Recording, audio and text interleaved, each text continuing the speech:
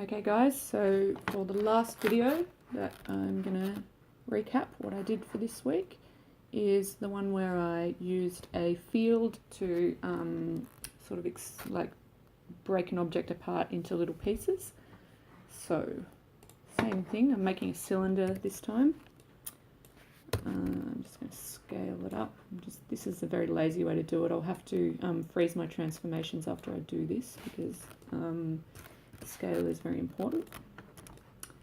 Anyway, I've got my big cylinder here. I'm just going to make sure I've got enough divisions to break it into different pieces. So let's see, 40 subdivision axis height. Let's try maybe 50. And it's maybe a few too many. You sort of want to try and keep your polys square. So 30 maybe, or at least approximately square. We'll go 8. That's fine for sort of a starting point. Alright, so here's my cylinder.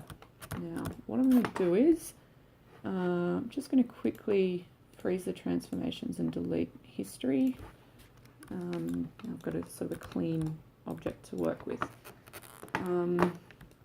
Alright, so the trick that I showed, that I was showing you is I want to go into sub-object mode. I want to break all the edges apart so that it'll treat them all as separate objects. So I'm going to select them all. I'm going to go to, I'll press spacebar. Now it's Edit, Mesh, Detach. Now they're all separate little polygons. So if I go back into object mode, you'll see they're all broken apart from each other. So that's my cylinder ready to go.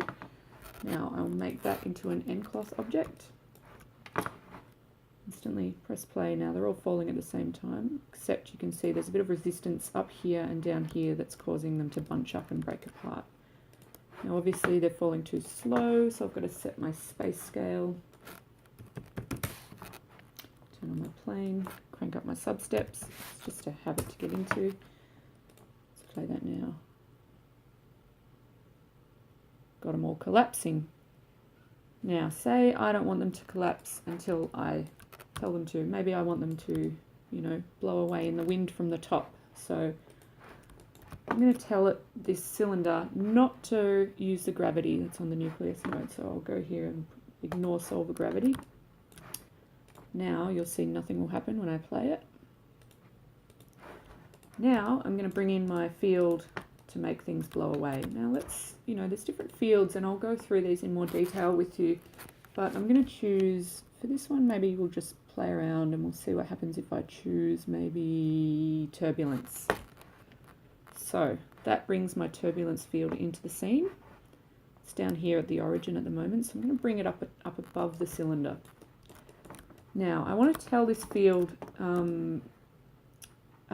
only to affect within a certain volume. So to do that, I go to my field, I select its volume control attributes, and I can tell it to be a different shape here. So because I want it to go around my cylinder, I'll just choose cylinder. Now it's obviously quite small right now. I'm just going to hit R. Oops. Not getting into...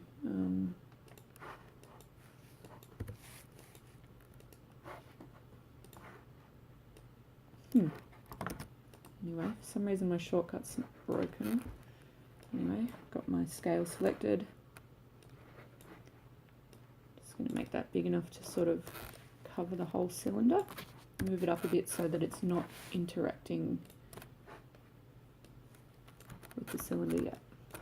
So I'll set a key here for a move key, Shift W, go down to 25, move it down, set another one, Shift W.